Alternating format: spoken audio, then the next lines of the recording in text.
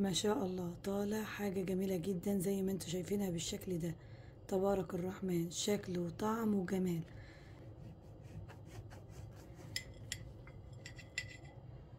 شايفين ما شاء الله تبارك الرحمن.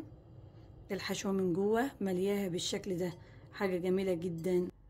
السلام عليكم ورحمة الله وبركاته. اهلا بحضراتكم جميعا في قناة لولو في المطبخ. اتمنى ان هي تنال اعجابكم. اليوم هنعمل مع بعض وصفة جميلة جدا بيعشقها الكبار ويحبها الصغار جدا جدا. هنعمل مع بعض الإكلير بطريقة سهلة وبسيطة، ومكونات إن شاء الله هتكون في متناول الجميع. وقبل ما نبدأ الوصفة بتاعتنا يلا بينا نسمي الله ونصلي ونسلم على رسولنا الكريم سيدنا محمد صلى الله عليه وسلم. أول حاجة، عجينة الإكلير بتكون نفس عجينة بلح الشام باختلاف المقادير.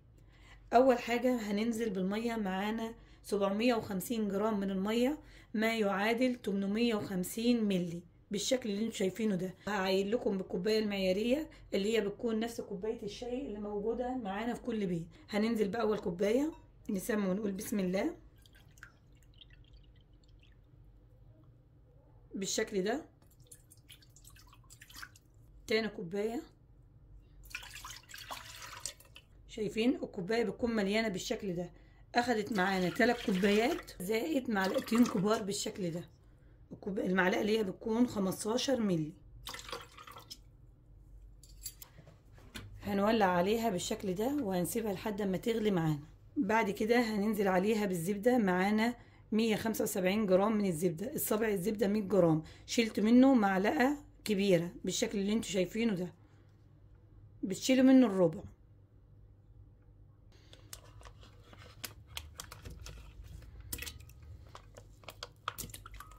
وهننزل عليها بنص معلقة صغيرة من السكر 3.5 جرام، وربع معلقة صغيرة من الملح 1.5 جرام. هنسيبهم بالشكل ده يغلوا مع بعض لحد ما الزبدة تسيح تماما وتفور معانا. لازم تغلي. اهم حاجة في نجاح عجينة الإكلير ان الزبدة تغلي مع المية، لان ده هو اللي بيخلي العجينة ناجحة معاكي وتطلع معاكي العجينة فنشة، تتلاقي اللي حباية الإكلير فنشة معاكي. هنستنى اما تغلي وبعد كده هنشوف خطوتنا التانية.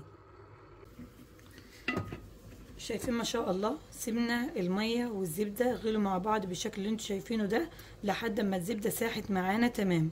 دي اهم خطوه في نجاح عجينه الإكلير. بعد كده هننزل على طول بنص كيلو من الدقيق، ما يعادل 4 كوبايات. الكوبايه بتكون مرتاحه ما تكبسهاش، لان لو كبستها تدي معاكم اكتر من نص كيلو. نسمي ونقول بسم الله. طبعا الدقيق انا نخلاه، وعلى طول تقلبيه لحد ما يبدأ يتقل معاكي ويعمل قشرة في الأرضية. طبعا بتقلبيه لحد ما الدقيق يختفي تماما. في المرحلة دي بنهدي عليها النار.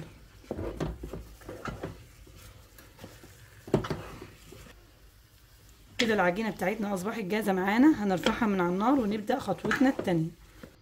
هننزل بالعجينة بتاعتنا كده بالشكل ده. طبعا هي بتكون سخنه في المرحله دي بالنشابه بتاعتنا كده، وهنبدا نفركها. لو فيها اي اثر للدقيق ما يكونش فيها اي دقيق تمام بالشكل اللي انتوا شايفينه ده.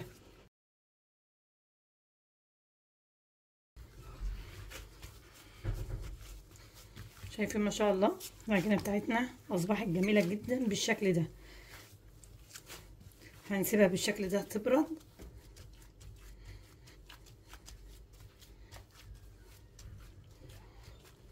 هنغطي عليها بمفرش نايلون بالشكل ده ونبدأ نعمل فيها فتحات عشان ما تعرقش وفي نفس الوقت تبرد معانا.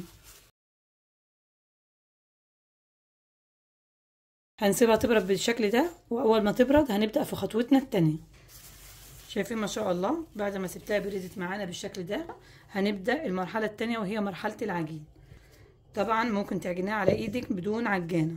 بعد كده معانا 10 بيضات بدرجة حرارة الغرفة بالشكل ده.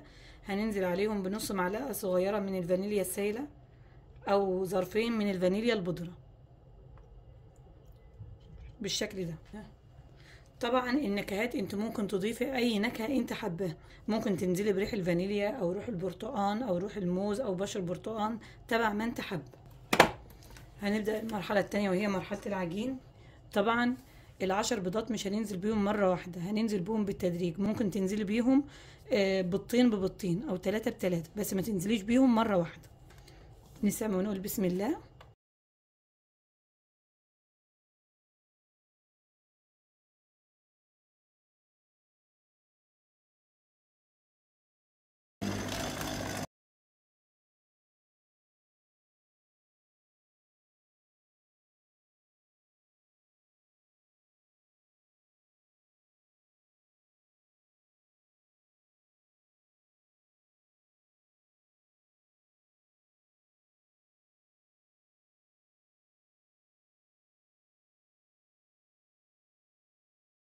شايفين ما شاء الله كده العجينة بتاعتنا اصبحت جاهزة معانا بالشكل ده.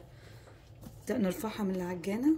شايفين ما شاء الله العجينة بتكون في القوام اللي انتوا شايفينه كده. ما شاء الله العيار اللي احنا حاطينه مظبوط جدا، المقدار اللي احنا حاطينه مظبوط جدا. ان شاء الله تطلع معاكم مظبوطة وتنال اعجابكم. بعد كده هنبدأ في تشكيل الاكلير بتاعنا. طبعا معانا صاجة فرن بالشكل ده، فرشاه بورق الزبدة، ودهنة تحتها حتة زبدة بالشكل ده عشان الورقة ما تتحركش معانا. او لو مش متوفر عندك ورق زبدة بتدهنيها بزبدة او بسمنة وتدخليها الفريزر او التلاجة تتماسك، وبعد كده تبدأي تشكلي عليها. ده كيس الحلواني بالشكل ده، ومعانا الفوهة تبع بلح الشام. هنبدأ بالشكل ده نسمي ونقول بسم الله.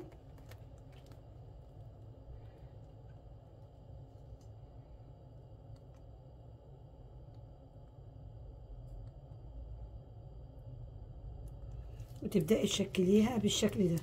هنعمل كله قطع متساوية، ولو في واحدة خربت معاكي تقدري ان انت تشيليها وتشكليها تاني.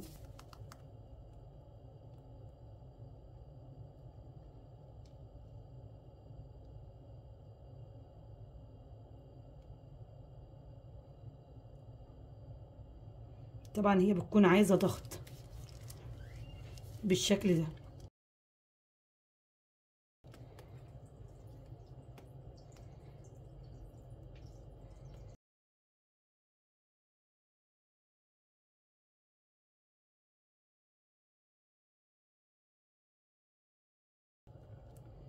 شايفين ما شاء الله الشكل والجمال. بيكون معاكي بالشكل ده حاجة جميلة جدا ما شاء الله.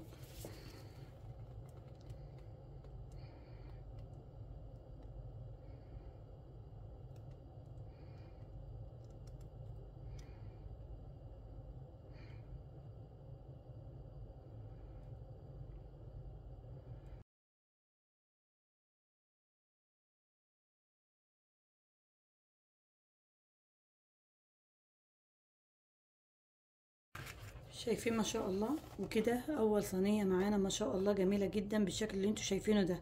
بعد كده معانا صفار بيضة بالشكل ده، نزلت عليها بنقطة من الفانيليا وهنقلبها مع بعضها.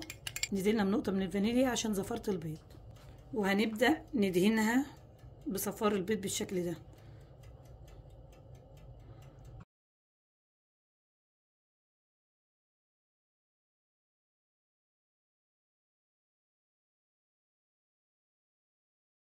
شايفين ما شاء الله. وكده الصينية الأولى بتاعتنا أصبحت جاهزة معانا. هندخلها الفرن على درجة حرارة 160 في الرف الأوسط، النار من أسفل والشواية من فوق. هتاخد معانا من 55 ل60 دقيقة، طبعا مع الملاحظة وباختلاف درجة حرارة الفرن للتاني. وهنشوف النتيجة إن شاء الله أول ما تطلع معانا. في الوقت اللي هيكون فيه الإكلير بتاعنا في الفرن هنجهز الحشوة بتاعتنا. اول حاجه هنجيب حله هنحطها على النار بالشكل ده. نجهز الحشوه بتاعتنا وهي عباره عن كريمه البسري او كريمه الكستر.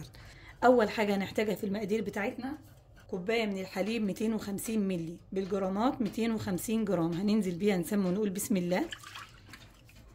طبعا هنضيف المكونات كلها على البارد، وبعد كده هنقلبها مع بعض، وهننزل عليها بعدد 2 بيضه كامله بالشكل ده.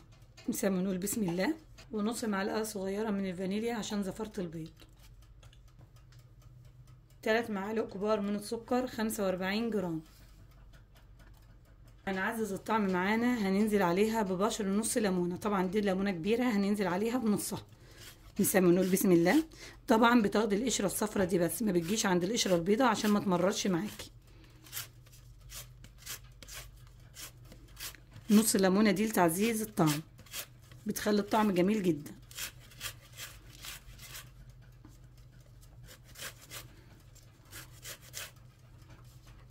بالشكل ده.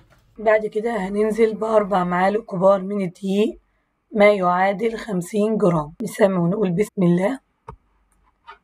وطبعا ممكن تستبدليها بالنشا، بس نكهة الدقيق بتكون جميلة جدا. هنقلب المكونات دي كلها على البارد، وبعد كده هنولع النار عليها.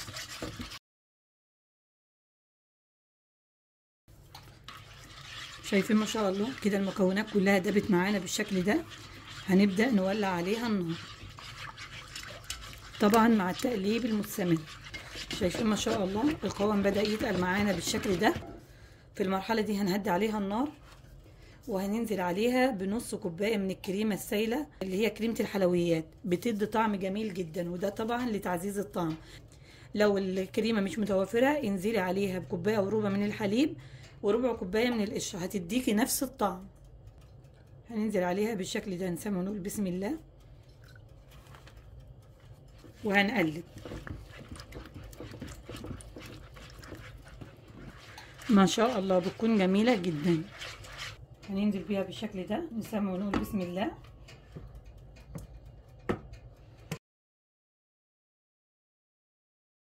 هنغطي عليها بكيس نايلون بالشكل ده، ونخليه نازل عليها عشان ما يعملش قشرة على الوش بالشكل ده، وهنسيبه يبرد على جنب.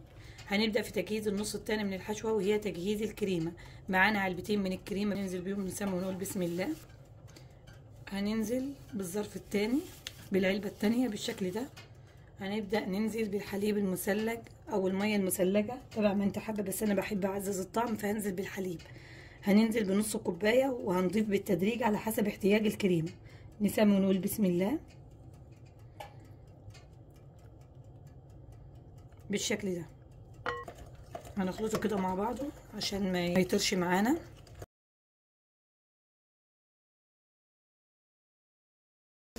شايفين ما شاء الله القوام ده بالنسبة لي كويس جدا، لان انا مش عايزاها تكون خفيفة، ان هي تمسكيها تعلم معاكي بالشكل ده. انا هعمله مزيج بين الكريمه وبين الكريم، بس بيدي طعم ومذاق جميل جدا. هنخلطهم مع بعض، وبعد كده هضربهم. نسمي ونقول بسم الله. هنبدا نضربهم مع بعض، نسمي ونقول بسم الله. شايفين ما شاء الله طبعا هي فكت شويه، لان الكريم بس اللي كان لسه دافي معانا. هدخله التلاجة يتماسك ويبرد لحد ما اللي في الفرن معانا كله يطلع، وبعد كده هنبدأ نحشيه ونشكله مع بعض. شايفين ما شاء الله تبارك الرحمن طالعه حاجه جميله. بسم الله ما شاء الله. شايفين الشكل والجمال. هعمل كله بنفس الطريقه، ولا مشققه ولا بيها اي شيء، جميله جدا زي ما دخلناها، واخدت اللون الاصفر الذهبي الجميل بالشكل ده. ما شاء الله تبارك الرحمن. في ما شاء الله طلعت صاجين من الفرن، ما شاء الله النتيجه طالعه جميله جدا. سامعين القرمشه بتاعتها ما شاء الله. بعد كده هنجيب قمع بالشكل ده، او ممكن تستخدمي كيس حلواني يكون مش مقصوص وتبداي تحشي بيه.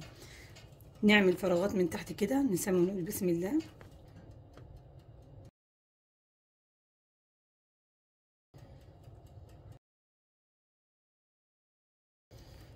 شايفين ما شاء الله ما شاء الله قلبها مفرغ من جوه، اخدت كميه كبيره جدا من الكريمه.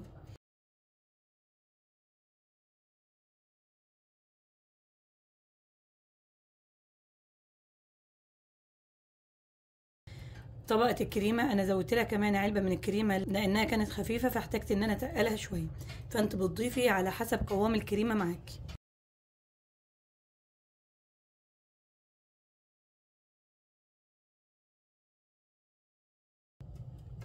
هعمل كله بنفس الطريقه وارجع لكم تاني. وصلنا لاخر مرحله معانا، وهي تزيينه بالشوكولاته. معانا هنا شوكولاته بني مسيحاها بالشكل ده، وشوكولاته بيضه بالشكل ده. هنبدأ مع بعض نزينهم ونشوف النتيجة هتكون شكلها ايه في الاخر. بعد ما حشيناها بالشكل ده هنبدأ نغطسها هنا في الشوكولاتة. شايفين ما شاء الله. وهنرصها معانا هنا. هناخد واحدة تانية ونغطسها في الشوكولاتة البيضة.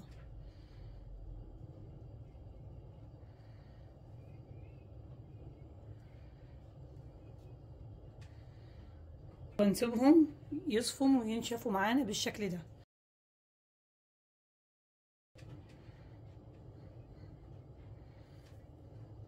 ما شاء الله الشكل طلع جميل جدا.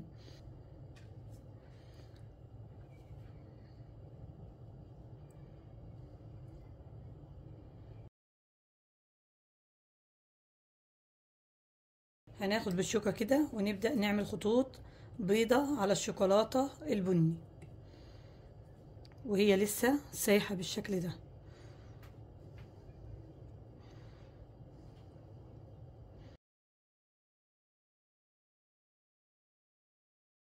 شايفين ما شاء الله الاكلير بتاعنا وجماله.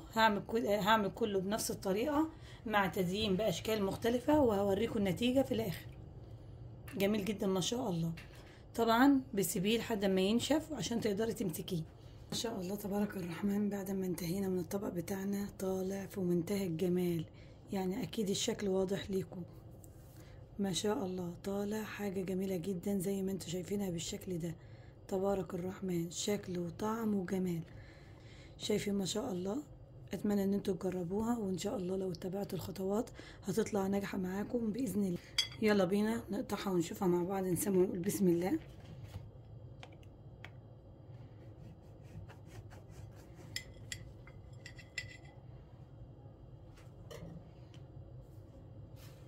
شايفين ما شاء الله تبارك الرحمن. الحشوة من جوه ملياها بالشكل ده، حاجة جميلة جدا. الحشوة من جوه عاملة ازاي؟ ده دليل ان قلبها مفرغ من جوه، باظظ بالشكل ده. ما شاء الله تبارك الرحمن. حاجة هتفرح اولادنا جدا، وعملناها بطريقة سهلة وبسيطة، والكريمة ملياها ما شاء الله بالشكل اللي انتوا شايفينه ده. ويا ريت لو عجبكم الفيديو ما تنسوناش باللايك وسبسكرايب للقناة وفعلوا الجرس عشان يوصل لكم كل جديد. وبألف هنا مقدما، والسلام عليكم ورحمة الله وبركاته.